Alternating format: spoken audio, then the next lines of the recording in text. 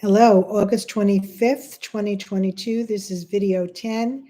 In this video, I'm going to share with you the information about what a teacher needs to do in order to become a teacher in New York State.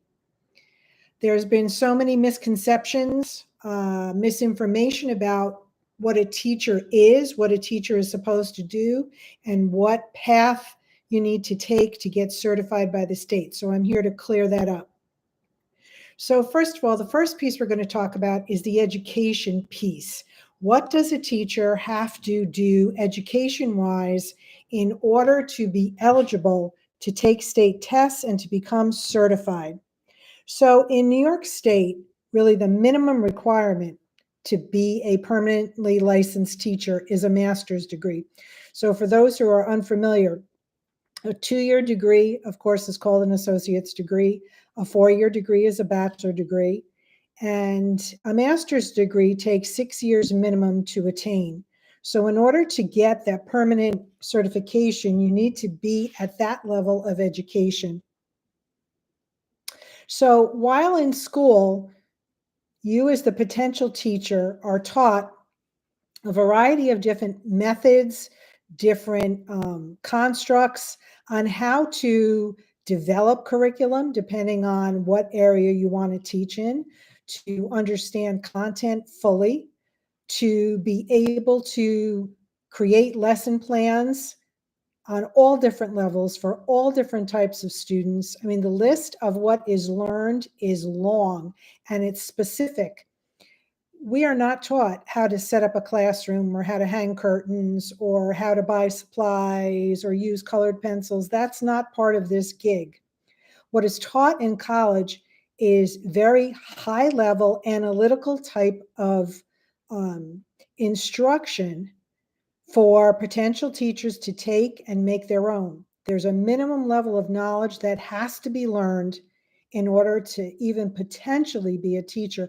I kind of equate this to a doctor, really. You know, you go to medical school, you learn very specific things about all parts of the human body, and then you select what type of doctor you're going to be. Same thing with teaching. Towards the end of that learning, you decide where it is you want to land. Do you want to teach elementary? Do you want to teach lower age level students? Do you want to do high school? Do you want to do middle school? And depending on what you choose, you have to learn beyond that master's degree. So me, for example, just on the education piece, I first became certified to teach regular education, pre-K through grade 6. That was my master's content. That's what I did.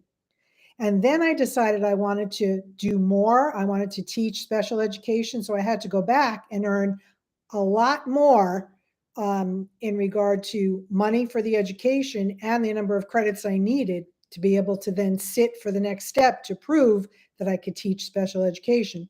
So I'm certified pre-K through 6 regular ed, and I earned another one pre-K through age 21 for special education. There are many different types of certifications, but the point is this. I want you to understand that in order to qualify for any of these certifications, the minimum amount of education that is required is going to be a master's degree. Now, while you're going to school for that master's degree, you also have to complete internships. So you are unpaid. You go to schools, you learn under the watchful eye and leadership of a veteran teacher who will assist you. You're in that classroom for a little short of a semester, and you get to test, to practice the theoretical things that you were taught in school, in your college. And you have an opportunity to try new things, to venture out a little bit. You also go in and you observe other classes. So again, I'm going to equate it to like a doctor who has to do an internship for an amount of time to go practice what it is that they were taught. So that's another piece of becoming a teacher. And then the last thing, next to last thing, is that you need to pass a whole slew of different testing to prove to the state that you know what it is that you're supposed to do. And those tests are not easy. And then there could be a fourth piece. I had to do that fourth piece. I went to an educational institution that required, in addition to all this, the master's degree, the student teaching, the observations, the testing by the state.